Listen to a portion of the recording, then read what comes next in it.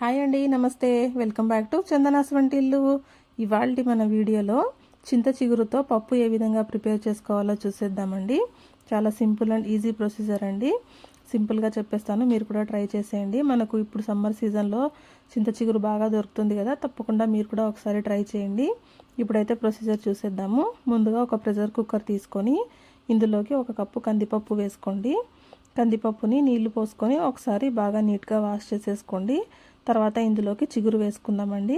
నేను ఇక్కడ పెద్ద కప్పుతో ఒక 1.5 కప్పు వచ్చేలాగా తీసుకున్నాను చిగురు. దీన్ని కూడా ఒకసారి బాగా కడిగేసేసుకొని ఇందులోకి వేసేసుకోండి.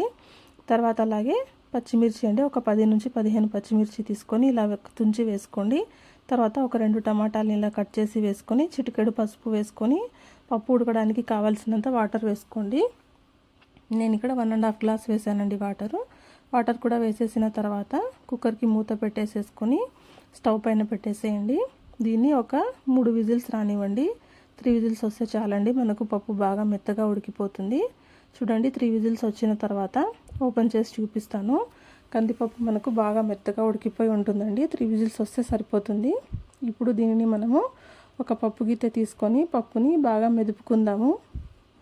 మనకు పప్పులో కందిపప్పు బాగా పూర్తిగా మెదిగిపోతే టేస్ట్ చాలా బాగుంటుందండి. కాబట్టి పూర్తిగా స్మాష్ అయ్యేంత వరకు ఇలా కందిపప్పుతో స్మాష్ చేసుకోండి. పచ్చిమిర్చి కూడా పూర్తిగా నలిగిపోతే మనకు కారం రిలీజ్ అయ్యి పప్పు రుచి బాగుంటుందండి. కాబట్టి ఈ విధంగా బాగా మెదిపేసుకోండి. ఇలా బాగా పప్పుని మెదుపుకున్న తర్వాత ఇందులోకి పప్పుకు సరిపడినంత ఉప్పు వేసుకోవాలండి. నేను ఇక్కడ 1 టేబుల్ స్పూన్ వేసుకున్నాను. ఉప్పు కూడా వేసిన తర్వాత ఇందులోకి పప్పు కన్సిస్టెన్సీకి సరిపడా వాటర్ వేసుకోవాలండి.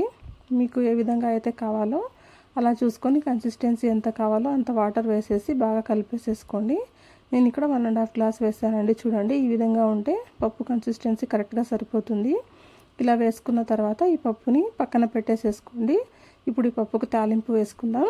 దానికోసం ఒక గిన్నె తీసుకొని ఒక 2 నుంచి 3 టేబుల్ స్పూన్ల ఆయిల్ వేసుకోండి. ఆయిల్ కొంచెం బాగా వేడవనివ్వండి.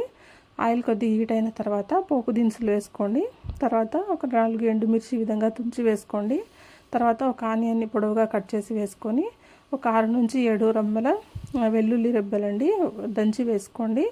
తర్వాత 2 రెమ్మల కరివేపాకు వేసుకోండి. తాలింపు మొత్తాన్ని బాగా ఎర్రగా వేయించేసుకోండి. చూడండి, మనకు ఈ విధంగా వేగిపోతే మనకు బాగా కరెక్ట్గా సరిపోతుందండి. ఇలా ఉండాలి. ఇప్పుడు ఇందులోకి చివరిగా కొంచెం కొత్తిమీర వేసుకోండి. కొత్తిమీర కూడా వేసిన తర్వాత 1 నిమిషం పాటు ఫ్రై చేస్తే మనకు తాలింపు మొత్తం ఫ్రై అయిపోతుందండి. ఇప్పుడు ఇందులోకి మనం ముందుగా తయారు చేసి పెట్టుకున్న పప్పు మొత్తాన్ని ఇందులోకి వేసేసేసుకోండి.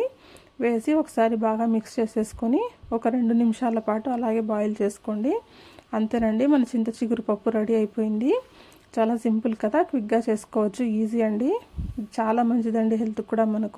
మనకి ఏ సీజన్లో దొరికేటివి ఆ సీజన్లో తీసుకోవాలి. ఈ వీడియో కనుక మీకు నచ్చినట్లయితే ప్లీజ్ లైక్ చేయండి, షేర్ చేయండి, సబ్స్క్రైబ్ చేయండి. Thank you for watching.